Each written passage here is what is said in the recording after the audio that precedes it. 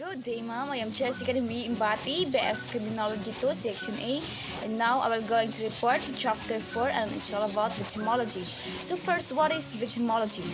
Victimology is a scientific study of the psychological effect of crime and the relationship between crimes and offenders.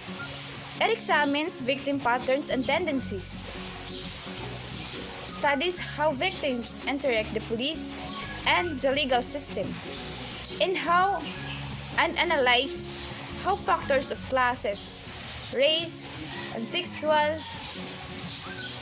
orientation affect the perception of the victim by different constituents, including the public, the court system, and the media. So victimology is the scientific study and studying the victims and offenders, including the media, court system, and the public. And the father of victimology is Hans Wundt, and also considered as the father of victimology Benjamin Mendelsohn. And then there are first to fourth generation of theorists of victimology, and then the first generation is early victimologists, and included the five person, and which are Hans Wundt, the German criminologist who developed a typology of victim based on the degree which victims contribute to causing the criminal act, and he classified the victims into 13 categories. And next is Benjamin Mendelsohn. He is also the father of criminology. And then Marvin A. Wolfgang, who studied and analyzed Philadelphia police homicide records from 1948 to 1952. And then the fourth is Stephen Kaffer, who studied and classify victims on the basis of their functional responsibility. And then the next is Menachem Amir, who studied the rape case, and he classified that the rape case are one of the reason is because of the alcohol. And then the second generation of theories of victimization as the theory shape attention from the role of the victim toward the emphasis on a situational approach that focus on explaining and testing how lifestyle routine and activities of everyday life create opportunities for victimization, and included that in the second generation the three kind of theories.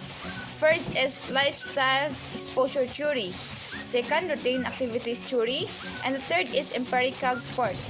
And then the third generation, the refinement and empirical test of opportunity theories of victimization. This is the studies of opportunities theories for predatory crimes was conducted by Samson and Waldridge, who used data from 1982 British Crime Survey, or known as BCS. And then the fourth generation, moving beyond opportunities theories, there are 6 kind of theories, which are Locke-Bell 1977, situation transactional modern, including the topic of this insult, clarification, utilization, counter-utilization, presence of weapon, and onlookers. And next is Benjamin and Master threefold model, Lawrence Quinn and Marcus Follen's routine activities theory, victim participation theory, and lifestyle theory, and the last is deviant theory. So these are the 6 theories that include in the fourth generation. And the kind of crime victims. There are 3 kinds of crime victims, which are direct or primary crime. These kind of victims directly suffer the harm or injury, which is physical, psychological, and economic losses. And then the second is indirect or secondary crime victim.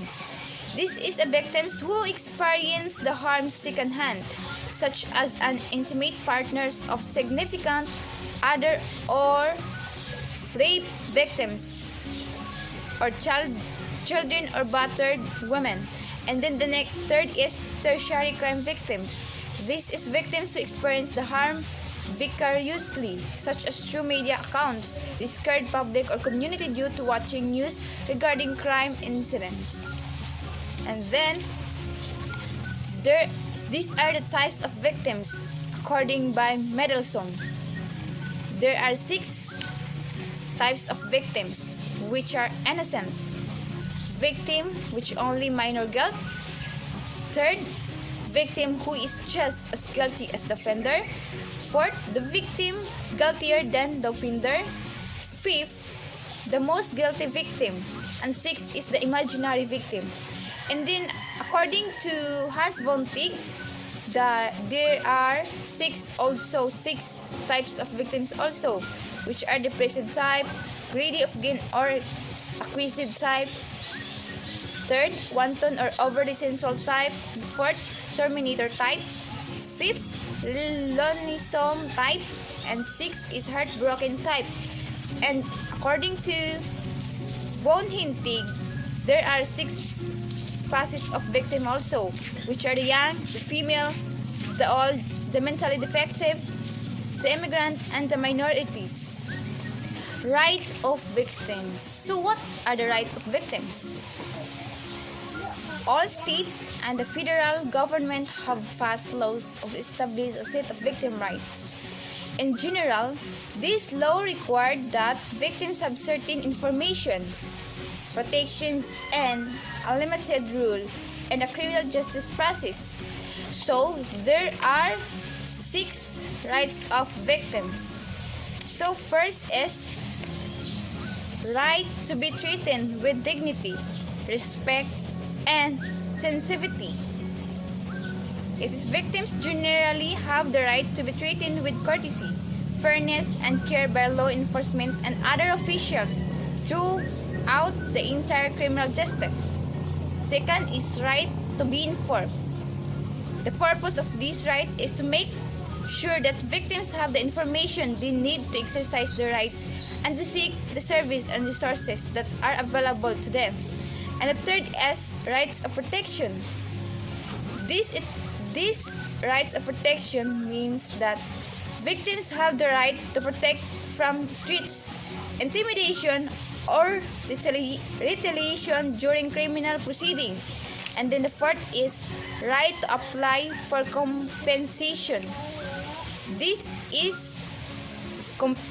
compensation is to reimburse victim of violent crime for the sum of the out-of-pocket expenses that resulted from the crime.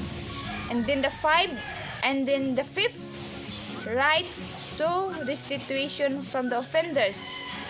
It is the victims of crime have the right to restitution, which means offenders must pay to repair some of the damage that resulted from the crime. And then the sixth is right to prompt return of the personal property. This is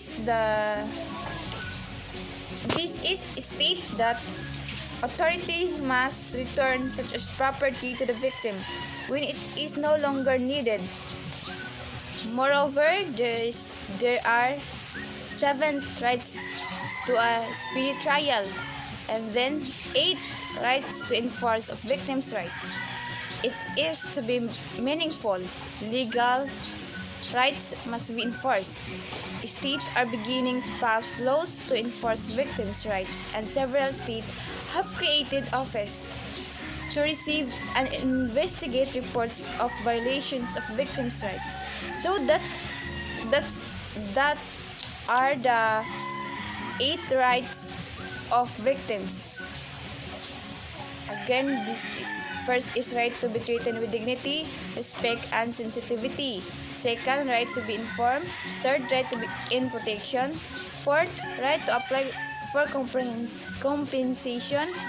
Fifth, right to restitution from the offenders. Sixth, right to prompt return of personal property. And seven, right to speedy trial. And last is right to enforce of victims. So that's all about in the chapter.